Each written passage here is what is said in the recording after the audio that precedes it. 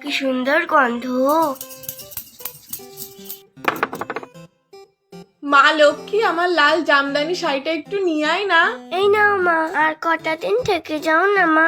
আর থাকলে হয় বল মা, ওর বাবা যে ওইদিকে একা একা কি করছে তার ঠিক নেই। গেলেই তো এক্ষুনি পড়াশোনা করতে হবে। এখানে সবাই আমার জন্য লুচি, সুজি, নাড়ু আরো কত কি বানিয়েছে। এবারে তুই পড়াশোনাটা ছেড়েই দে, মামার বাড়িতেই থেকে যা। আর একটা দিনই থাকি না মা, আবার তো 1 বছর পর আসবো। তাছাড়া সবাই আমাকে থাকার জন্য জোর করছে। থাক, তুই তাহলে থাক, তোর আর যেতে হবে না। আর হ্যাঁ, দুষ্টুমি করবি না, মারামারি করবি না, নাড়ু নিয়ে কাড়াকাড়ি করবি না। আমি যখন আবার কালী রূপে আসবো তখন না হয় যাস, সেই সময় তো আবার বাজির শব্দ, তুবি, পটকা, সাপ, ব্যাং, নামের কি ছিরি। অত রাগ করছো কেন মা? একটা নাড়ু খাবে না? না, তুই খা। যাই দেখে আসি কে কি আমার জন্য আয়োজন করেছে।